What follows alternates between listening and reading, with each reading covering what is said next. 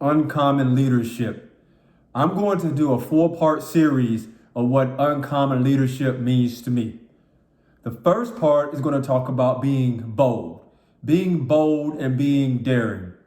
To set it off, just let everyone know that I'm a Marine Corps veteran, 26 years in the Marine Corps, retired over here in Texas, my beautiful wife, Kiyomi, my baby boy, Micah, and I want to do my best to help bring out the absolute best in others. I found my purpose back in 1996. I came in the Marine Corps back in 1991, retired in 2017. Let's talk leadership. What does that mean to be bold, to be daring? That is that go against the grain type of leadership, knowing that it's not going to be popular, knowing that you may lose some friends, knowing that you may not please everybody, but you're doing the right things. You're challenging the status quo. You're not like everybody else. I always often say to myself, being bold and being daring, if 99% of the world or 99% of the leaders go that way, I want to be the 1%. I want to make sure that I stand out, but not just stand out for doing the wrong things, but stand out for doing the right things. So what does bold leadership mean to me? It means that you're willing to put yourself out there in the open. You're willing to stand up for those that are not willing to stand up for themselves. You're willing to go against the norm. For me, bold leadership is not being comfortable. It's not being average. It's not being in a box.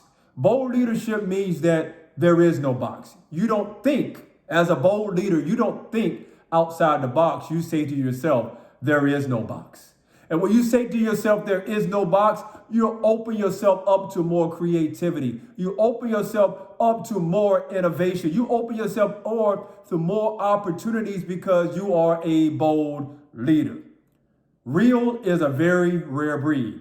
What I mean by rare breeds, I don't believe that the leaders or the so-called leaders out there are really true leaders because they put themselves in a box. They're not willing to challenge somebody or challenge the norm.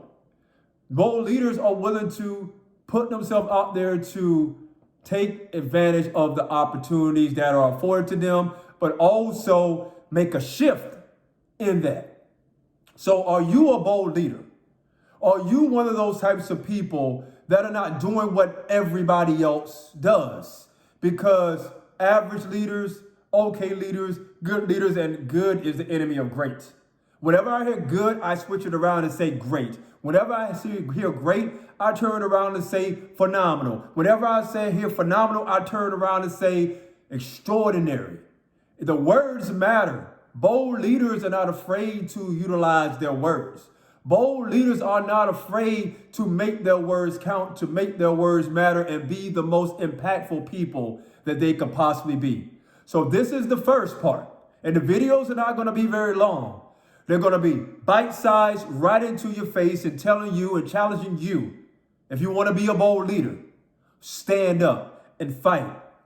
Third, put your 2 feet down on the ground and say that you are going to be that one that's going to go against the grain. Because it's not about what we do right now in the present. It's what we do to cast our vision out there into the future. But yes, we have to be present in the present.